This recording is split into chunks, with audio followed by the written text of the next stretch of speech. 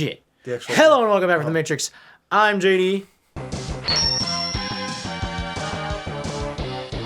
And we're back again with Shadow Generations. Oh shit, we're being carried in by a bald eagle. That shit's crazy. And also, like... Isn't that what Abraham Lincoln came in on? Yeah, you're right. Most people get delivered by storks. But he was delivered by bald eagle. Because he's America. He's America maxing. Whoa! Also, I agree with the Confederacy. Wait, but you're Abraham Lincoln. Dude, it's so crazy. No, these people... No, the fucking cognitive dissonance... I guess we're talking about this. Just for a brief second. The cognitive dissonance is insane because they'll fucking, on one hand, be like super, super, super patriotic, especially Southern conservatives. They'll be super, super, super patriotic about the Union, the United States. The United States, but they Union. Support the Confederacy. And also Abraham Lincoln. Like, if you show them Abraham Lincoln, they'll be like, fuck yeah! That's American if I'd seen it. And then you show them a picture of Abraham Lincoln, and they're like, fuck yeah! You show them a picture of the Confederate flag, and they're also like, fuck yeah! Like, what? You're insane! Those two things are absolutely, like, those two polar people, opposites. those two things literally fought a war. That's like me showing you Hitler and that's then like, Winston Churchill. Yeah, like, what the fuck are you doing? How are you this? How is this what you think? Like, how is this how you think? I don't understand. But we don't actually get to see anybody. We don't see. I shouldn't say get to see. We get to not experience anybody like that because we're not from the South. So I don't know anybody who actually supports the Confederacy. Thank God. But holy shit. Are they called neo-Confederates? Because they're neo-Nazis. No, they're just Southern conservatives. Because they're like too milquetoast. I mean, they're not, but also they are. Milquetoast. They're too milquetoast to actually be milquetoast. What the fuck does milquetoast neo-Nazis at all? Do you mean white bread?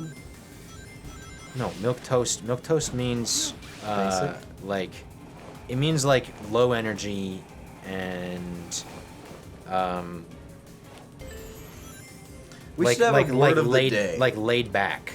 Like not laid back, but I mean it means like they don't care. Usually people use it to mean like cowardly, but I wouldn't call them cowardly. It's more so that they're just too what's that one comic? Is that Dilbert? No, it's not Dilbert. What's that one guy? I think it's Dilbert. No, it's not Dilbert. I know we talked about it in an English class, but like the guy was so he was so you gotta describe it more. He's so passive. You know what I mean? Like he was just so passive. Like he's just I used kind to of read like the funny papers. kind of like Thomas at the beginning of Nosferatu, right? Like Thomas at the beginning of Nosferatu has zero agency. Yeah. Everybody else is controlling him, right? He gets a little bit more agency as the film goes on, but especially at the beginning, he has no agency whatsoever. He's just being controlled. Shit. Right? That's milquetoast. Milquetoast is just like you're too passive, right? You're not an active participant in life, and that's how conservatives mostly are. Like they're so passive. They just think what they're told to think, and they talk about how I don't listen to the regular media because it's just God damn it. While they proceed to go on to Fox News, which is the exact same thing. The single fucking largest news media organization is Fox News. Like, I don't listen to the mainstream media, bruh. Except for Fox News. You listen to the biggest mainstream media. You listen to the definitive mainstream media. That is it right there. But it's just, I don't know. They just think what they're told to think, which are often like two contradictory things, and they are too inactive. They're too passive. They're too milquetoast to even like realize that what they're being told to think are contradictory. Like, why? Why does it keep fucking doing that? Like the fucking United States. You're telling like your U.S. politicians who support the U.S. who won the war, the Civil War, are telling you to support the Confederacy, like, you don't see what's contradictory about that at all? No, you don't, because you're too milquetoast. And so these people are too milquetoast to actually be considered neo-Nazis. Because they don't do anything. Because, yeah, exactly. They don't say it in name. They don't do anything. Like, in order to be a neo-Nazi, I guess they're enablers, though. You have to actually... it makes it okay. Yeah, they do normalize it. That's the word. But, you know, people call them neoconservatives. I suppose they're neocons. They're Decepticons. Because they decept. Because, like, neo-Nazis have agency. Like, they have lots of agency. They do shit. And that's part of the problem of neo-Nazis, is they actually genuinely do things. Which are very bad things that they do. Not neo-Nazis. I was going to say they're not terrorists, but that's the KKK. They're not considered terrorists. Yeah, but they are.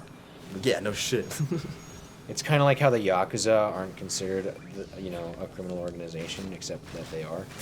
Except for the fact that they do crimes. Yeah, like, what the fuck? No, they're just a bank. Like, what? Just a bank. Oh, they're just a bank that charges interest in blood. In fucking legs. Kneecaps. Pinkies. Yeah, fingers too. Like, oh man, if I don't pay off my credit card on time, I get charged 30% interest. But if I don't pay off the Yakuza on time, I fucking lose, I lose my goddamn feet. Your feet. Yeah. Jesus Christ, your feet. Oh man, not the feet. I got the money, trust me. Just not the feet. You can take my face. Anyway. Okay, sequels. we spent a lot more of the episode than I thought we would on that, but that was a good discussion anyway. Shit, no, you fucking whore. That was a good discussion anyway. Okay, so if some of you longtime loyal viewers out there, which is my sister and only my sister. Yeah, that's a pretty long list. Hi. Hi. You might remember when Everything Everywhere All at Once came out, we talked about it. And one of my main points about Everything Everywhere All at Once was that this is one of the first films that we saw that that millennials have full creative control over, or at least very, very high creative control, right? A majority?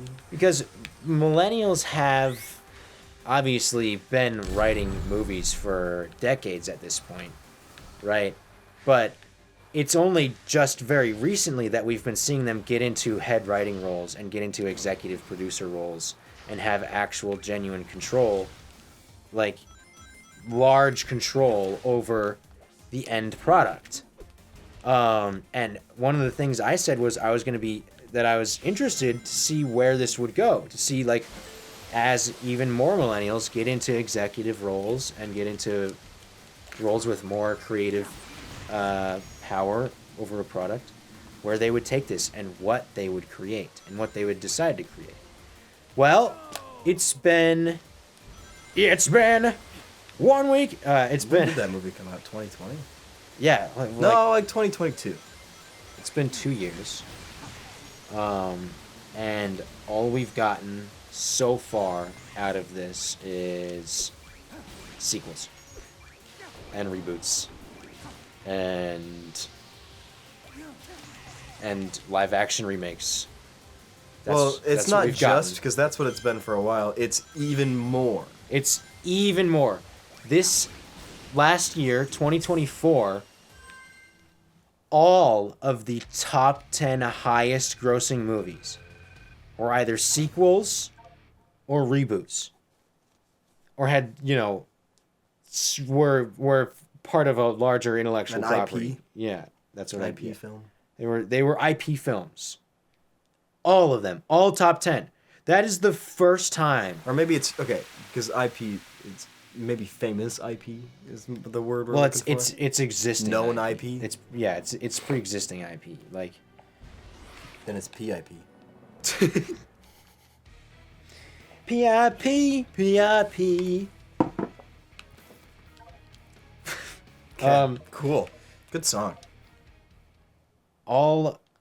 That's I want to say, because what I heard was that's the first time in the history of film so far that this has happened, that it's been all 10, right? It might be the first time. I think it might be like the first time since the last time film took a shit, which was like the 80s. But obviously, so far, this is what millennials have given us. They've given us nostalgia porn bait. Live action Lilo and Stitch. Oh my god. That's coming out this year. No, shut up, dude. They've just, like, that's what they're giving us. They're giving us nostalgia porn. They are the nostalgia generation after all. But, like, I'm sorely disappointed. Because, I mean, like it or not, millennials are... What did you think, like, positively, what did you think was going to happen? Or what did you hope to happen from them? Other than just unique ideas, like...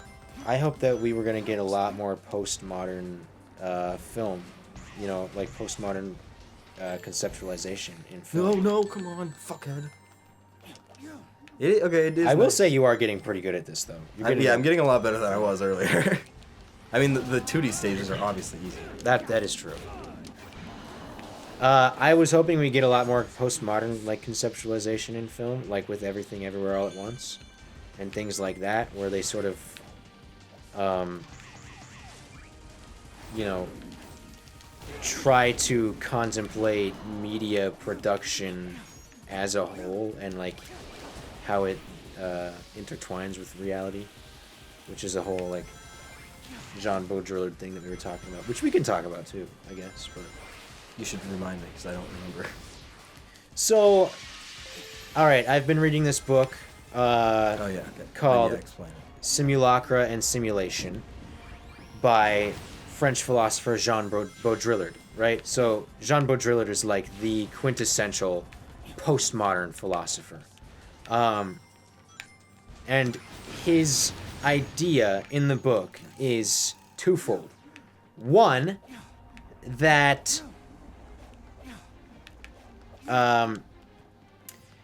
in contrast to modern society, so modern society, he considers to be 1700s to about 1950, you know, but probably even earlier than that, like maybe 1920. But basically, till World War II, right? Till after World War II. After World War II, we get into postmodern society. We get a big change. Right? That was a pretty big change. Big change. Modern society was... Fuck you! Like, that time period was primarily oriented towards commodity production, right? Production of physical goods on a large, grand scale. And they're commodities, you know, things that are generally, like, consumable, very cheap, very produced in mass, you know, commodity production. That's what society was oriented around. Postmodern society, in contrast to that, which is our present day society, is more so oriented towards media production than it is actual. And the crazy thing is he came up with this in the 80s, well before social media. Like, post social media, this is very obviously true, right? Like, we're obviously, like, all the most profitable and largest businesses in the world are social media companies. Multimedia. Or multimedia. They're media companies in one shape or another, right? So he was right. He was right about this, that it's oriented more towards media production. His argument with that is that as media production becomes more advanced, it obviously becomes closer and closer to simulating actual reality, such that it intertwines with reality itself, forming this new sort of amalgamate reality known as hyperreality. And what the fuck was that? He makes two distinctions for how this happens. So one is through simulation. A simulation, we all kind of know what that is. Seen the Matrix. Well, sure, but not that kind of simulation. A simulation is an image which represents a real thing, right? Or the effect of a real thing. Like, for example, if I were to, do a little, like a video game, for example. To a certain degree, there's simulation going on in this video game. Like, Shadow falls to the ground, okay? The video game is simulating gravity in that sense, okay? That's a simulation. It's an image which represents something that's actually tangible and real. By contrast to that, there is also something known as a simulacrum, an image which represents an idea of something which is not actually real, like Shadow the Hedgehog himself. What we're seeing on the screen here is an image of Shadow the Hedgehog, but Shadow the Hedgehog himself isn't actually real. So this image represents something that isn't real, right? And in creating that thing, and in interacting with that thing, reality itself warps to the existence of the simulacra. Yeah, this is called a simulacra, by the way, if I didn't say that. But I don't think you did. God. A simulacra is the plural of a simulacrum. So Shadow is a simulacrum because he's an image which represents something that's not real. Did you see that? The fucking game glitched for a second and fucked me up. The simulacra is just the plural word of that. I did not see the glitch. It just stopped for a couple of frames and then it fucked where I was. So the question is, like, how does this change reality? Like, how does the existence of simulacra change reality? Well, think about it this way.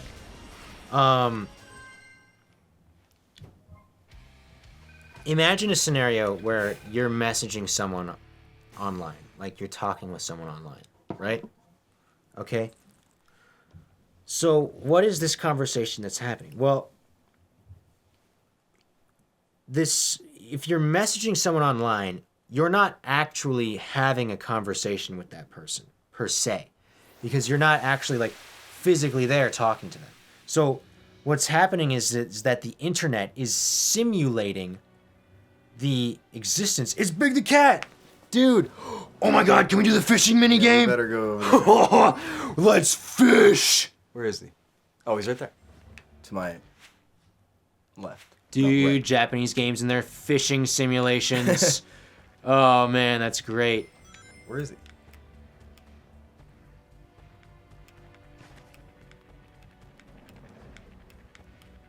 So, like, for example, Discord, okay? Discord is simulating. Oh, you want to hear the... Of course. No.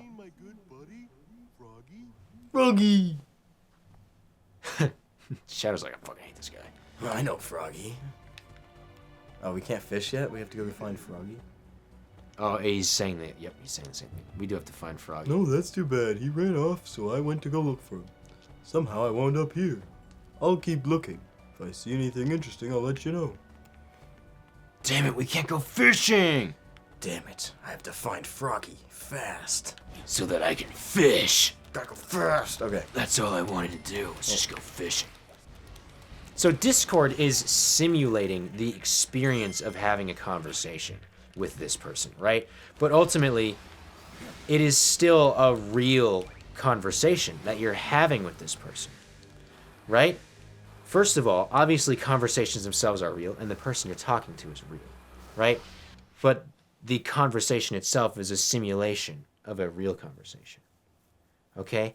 And yet, simultaneously, you are still actually talking to the person. So, a new reality has emerged from the existence of this simulation. Reality itself has warped because of this simulation. Let's take that one step further. Now let's imagine you thought that you were having a conversation with this person, but you come to find out that actually you were talking to an AI bot pretending to be that person. So now the AI bot was simulating being this person, but the conversation itself that you were having with the AI bot was not a simulation, but a simulacrum. Because there never was, right? The conversation that you were having was never real, right? Because you believe that you were having a conversation with that person, but that's not real. You were never having a conversation with that person. So it's a simulacrum because it's representing something that was never real to begin with. And yet, still, regardless of the fact that it's representing a conversation that was never real, you still had an actual conversation. So a new reality has emerged from your interaction with this simulacrum. And this happens with all simulacra, right?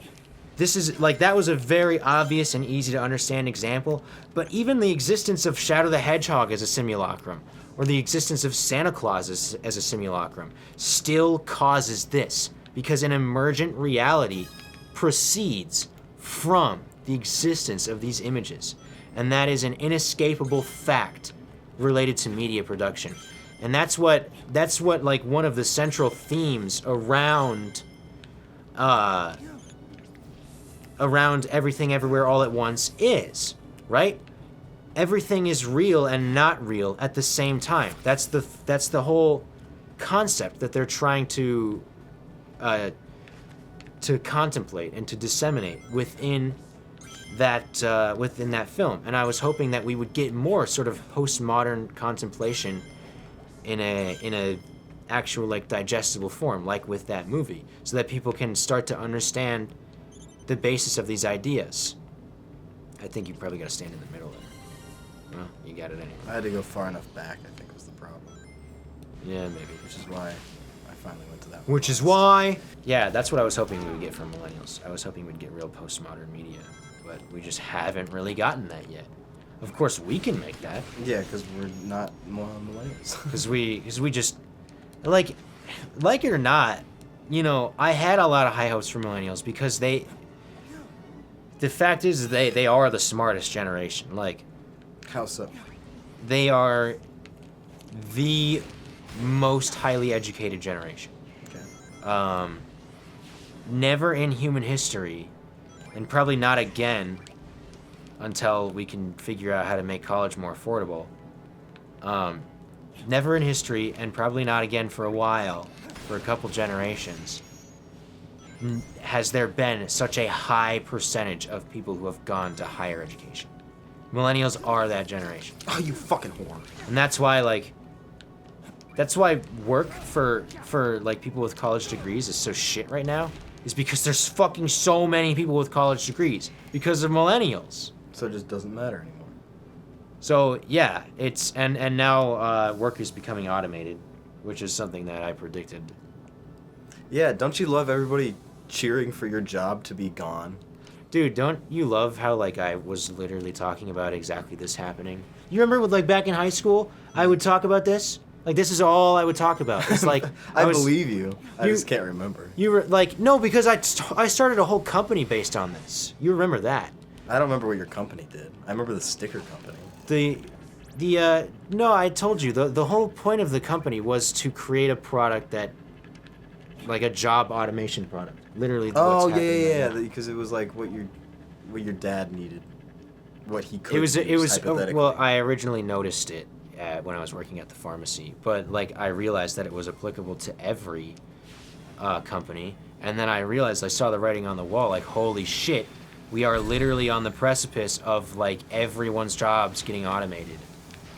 And I saw that happening. It was fucking like 2018, and I was like, holy shit, this is happening. And there were some people that believed me, like especially with when we had the Innovate ND grant. Did I ever tell you about that? No. So we got for that company, we got a government grant. This box is good or bad? To make the product. But it was only $40,000, so it wasn't even close to enough. It wasn't even close to what we would have needed. $40,000. Yeah, but we would have needed millions. Like, what did you use that on? Did you even have to pay? Did you have to give it back because you didn't use it, or what? No, we used it. Well, we didn't use the whole thing because it came out in phases, right? So we only used the first 2 phases before I ended the company because I realized that nobody was ever going to give us the money. Well, honestly, somebody probably could have given us the money, but also my business partner was a fucking asshole, so... Supposed to hit the boxes. I thought the boxes were bad. I'm supposed to be hitting the boxes. To be fair, I thought that too. What? Wait. Maybe it's not? You have to hit LR. Did you not do that? No, that's how I turn. Or that's how I spin. No, oh, I gotta spin them. Oh, yeah, okay. I see now. Yeah, I ended the company for one because like getting the money was a huge challenge that we still weren't able to get. We probably could have gotten the money, but my business partner was an asshole, so you know, I was just like, fuck this. I'm not doing this. That's exactly what I said in my head about this level. But yeah, so it's just like it's a twofold issue. Like one, there's just way too many people with college degrees out there. Like I shouldn't say too many because it's good. Like having more educated people is good, because then we don't end up with the fucking neocon shit that we've been dealing with. Yeah, it's one that there's just a lot of educated people, way too many for the market to actually utilize, which is another problem with this sort of society, but whatever. And then there was also... But we're at a loss for jobs. There's also the issue of... That's literally what I'm saying. And then there's also the issue of automation. Well, it's a problem. Like, unemployment and underemployment are huge, like, existential issues for a society because we're underutilizing the resources that we have as a society to be making things that we need, right? Like, if there's people who are unemployed, then that means that we're necessarily not using everything that we have at our disposal to be making a better world for everyone, or to be making things that we need. But it's actually illegals and Mexicans that are taking your jobs. To be fair, they're not wrong.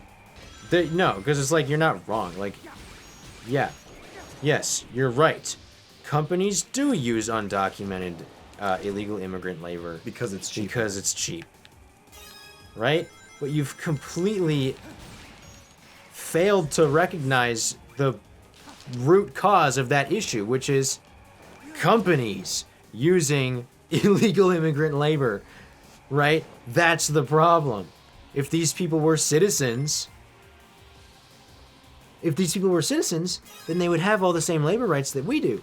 And the companies would have to pay them the same amount that they pay us. But actually, we need to deport them. But actually, we need to make it even harder to become a citizen, because that's fucking smart. Duh. It's just the most backwards thing ever. Like, just think about for all of human history, right? Not even all of human history, but just logically, all right?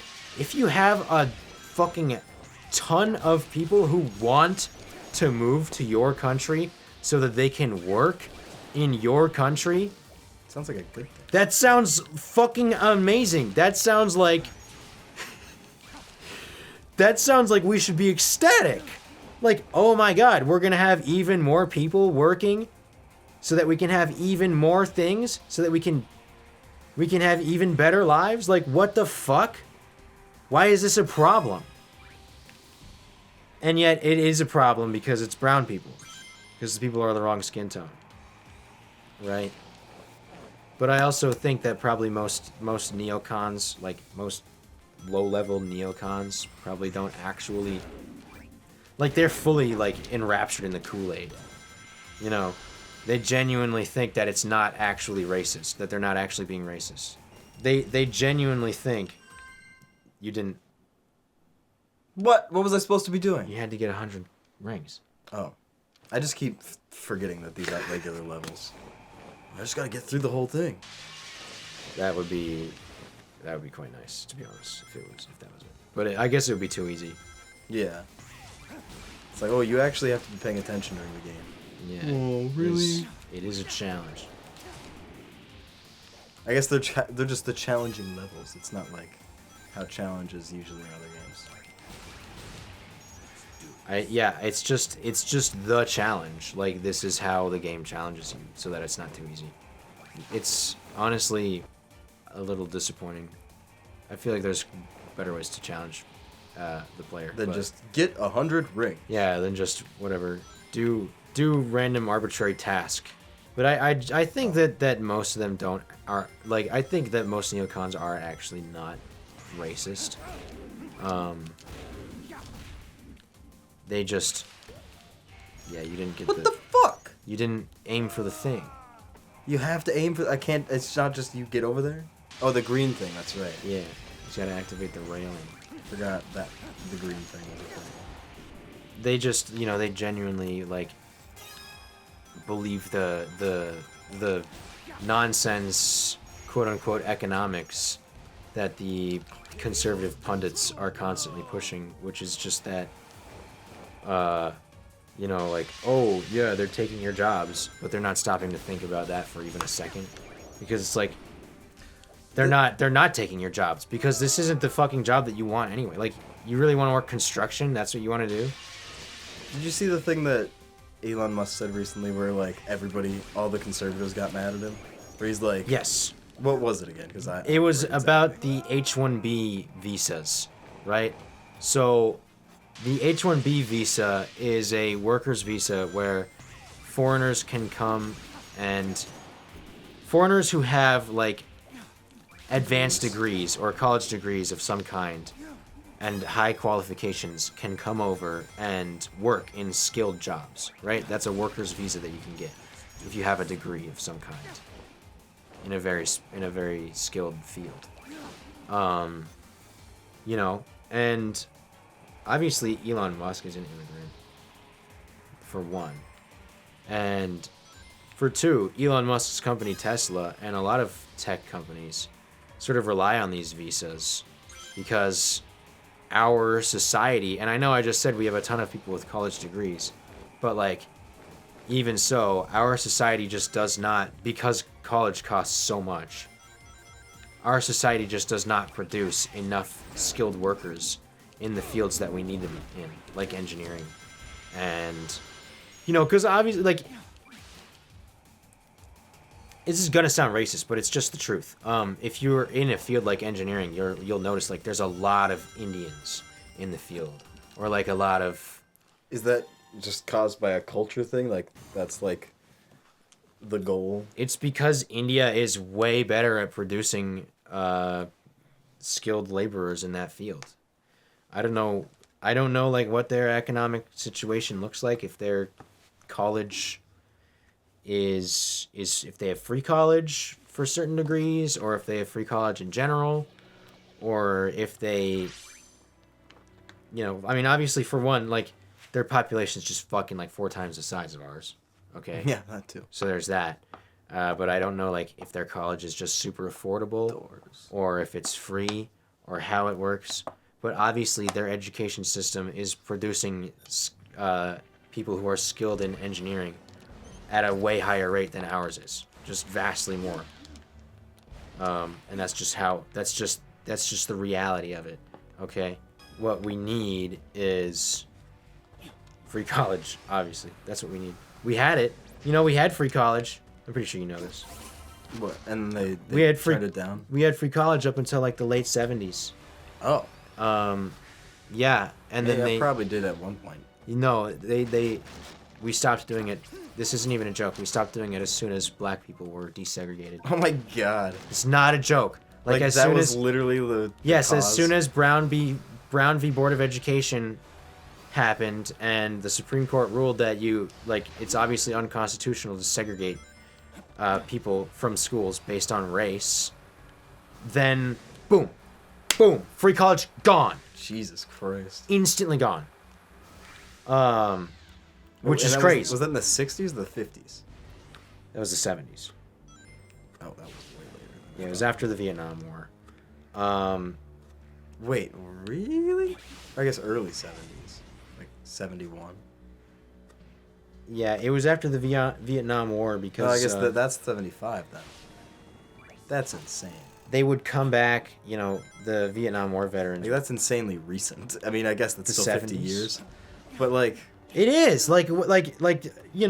Economically, we're pretty similar to how we were in the 70s. So, we could very well do free college. We did it back then. We could do it now. The argument that most people who are trying to pretend that they're not racist, the argument that most of them give is that, too many Vietnam War vets came back with their GI Bills, and that... they were like, oh, we need to fund them now. That made, because the GI Bill back then, it was just, money that you would get while you were in college, because obviously college was free. So you would get the money, and they could use it on other things, like their housing or whatever, right? And the people will say, oh, that was too expensive for the government, so we had to make it not free anymore, so that the war veterans could go to college, but no one else. But that's obviously just not true. It's just really, sure, it's hard to refute what the actual reason was, but it's just really convenient that it happened right around the time that the schools were fucking desegregated. And it's also really convenient that all the public pools in the country got closed when those were also desegregated. If you look at basically any of the public goods that we used to enjoy as a society in America, basically all of them were taken away after desegregation happened. Because there was, we used to enjoy public pools a lot as a society, right? But they were desegregated. Because America gets fucking hot. It doesn't matter in which state you're in or how far north you go, it gets fucking hot here, okay? It gets really hot. And it used to even back then, even before global warming. It was still happening back then. But, as soon as the pools got desegregated, just huge numbers of pools closed. Public pools basically stopped being a thing. And now they're all, if you ever have any community pools anymore, they're either run by, an HOA, or they're closed off to gated communities, or they're privately run in one sense or another, right? You have to pay. Basically. Yeah, that's how the new segregation happened, right? We used to have public goods that we enjoyed, but as soon as those public goods were also extended to people who weren't white, we had to find a new way to segregate them that didn't actually look like segregation on paper. So it's okay, well, what do we know about black people, right? They're poor because we enslaved them, so they have literally nothing. So they started at literal zero. So they're poor, right? So they can't pay for things. So we just start charging money for shit, and boom, we're segregated again. Easy.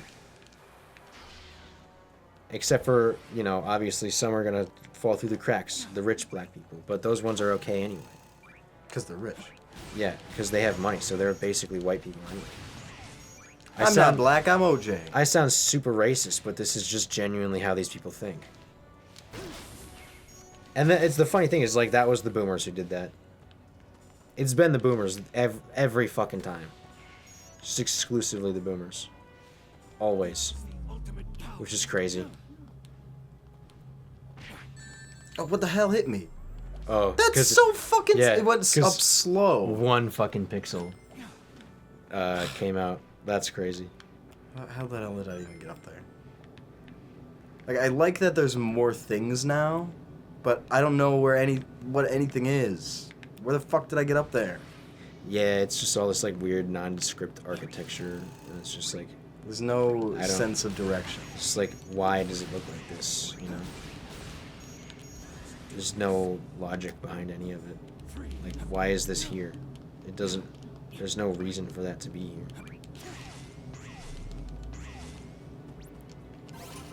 Oh my god, I was gonna be pissed if I couldn't open that.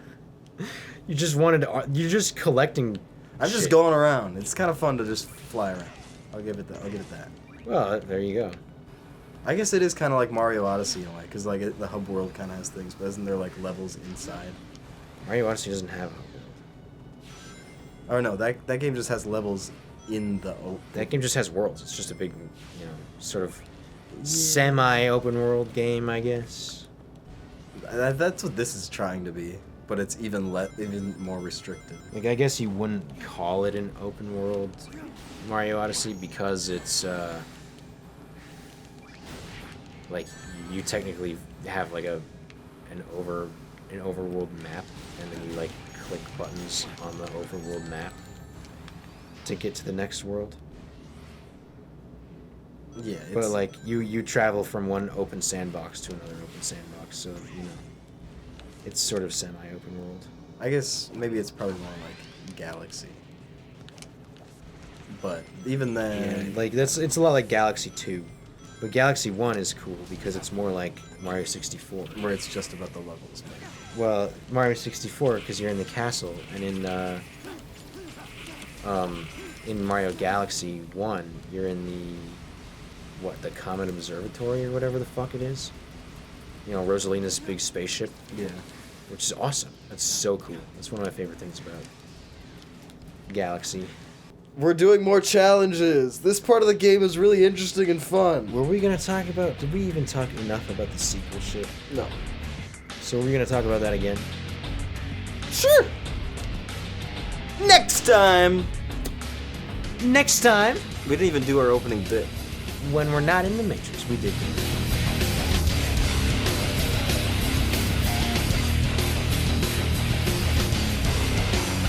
Ending the shit. Okay.